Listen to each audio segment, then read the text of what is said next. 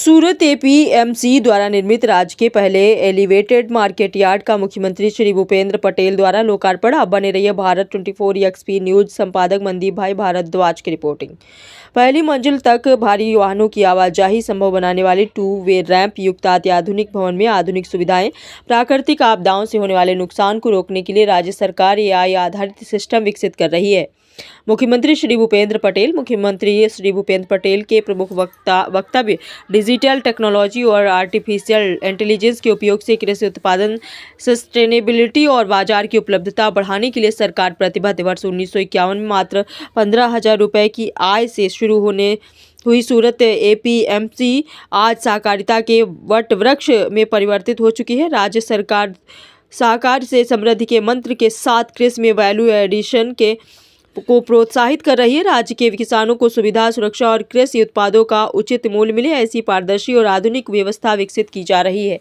कृषि एवं सहकार मंत्री श्री जीतूभाई वाघाड़ी सूरत एपीएमसी मार्केट के आधुनिकीकरण और विस्तार के अंतर्गत एलिवेटेड मार्केट यार्ड का निर्माण, मार्केट यार्ड में आने वाले किसानों, व्यापारियों और श्रमिकों के लिए निःशुल्क प्राथमिक उपचार केंद्र तथा बीज वितरण केंद्र का लोकार्पण। खेतीबाड़ी उत्पाद बाजार समिति सूरत द्वारा निर्मित राज्य के सबसे बड़े और प्रथम एलिवेटेड मार्केट यार्ड, जहां पहली मंजिल तक भारी वाहनों की आवाजाही संभव है, का लोकार्पण मुख्यमंत्री। नामથી જે માર્કેટ બનેલી સૌપ્રથમ ગુજરાતની એલિવેટેડ લોકાર્પણ કરવા માટે અને મુખ્યમંત્રી ભૂપેન્દ્રભાઈ પટેલ આજે સુરત હમણાં જેમના હસ્તે એનું લોકાર્પણ થયું છે, ઉદ્ઘાટન થયું છે। સંદીપભાઈ દેસાઈ અમારા સાથી ધારાસભ્ય અને દક્ષિણ ગુજરાતના સહકારી આગેવાન જે એપીએમસીના ચેરમેન છે, સમગ્ર બોર્ડ અને સંદીપભાઈને હું વિશેષ અભિનંદન આપું છું કે ખેડૂતોને સહકારથી સમૃદ્ધિ તરફ લઈ જવાનું આ ખૂબ મોટું કદમ છે। વિના સહકાર નહીં ઉદ્ધાર, આ સમાજ જીવનની અંદર સાર્થક થયેલું સૂત્ર છે। આદરણીય મોદી સાહેબના નેતૃત્વની અંદર આદરણીય અમિતભાઈ શાહ, દેશના પહેલા સહકારિતા મંત્રી, 19 કરોડ જેટલી માતબાર રકમ એ ભારત સરકાર દ્વારા નરેન્દ્રભાઈ મોદીના નેતૃત્વમાં માનનીય અમિતભાઈ શાહના માર્ગદર્શન નીચે આપણા સુરત એપીએમસીને મળી છે। હું અભિનંદન આપું છું। અત્યંત આધુનિક સુવિધાઓ અહીંયા સૌથી મોટી આ એપીએમસી છે, સૌથી વધારે આવક ધરાવતી એપીએમસી છે, પણ આ સમગ્ર આવક એ ખેડૂતોની છે।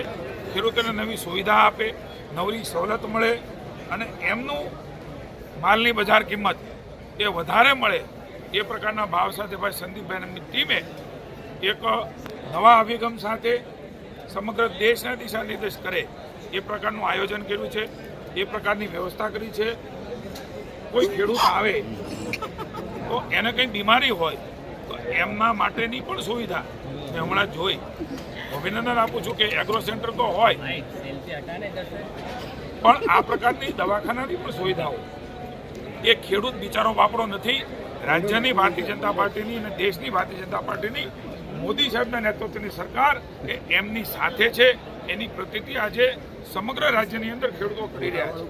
10,000 કરોડની રકમનું માતબાર કહી શકાય એ પ્રકારની રકમની સહાય એ ભૂપેન્દ્રભાઈના નેતૃત્વમાં કેન્દ્ર સરકાર માનનીય મોદી સાહેબના આશીર્વાદથી એ ખેડૂતોને અપાઈ રહ્યા છે। સુરત જિલ્લામાં પણ કરોડો રૂપિયા એ સીધા જ ખેડૂતના ખાતામાં આવી રહ્યા છે।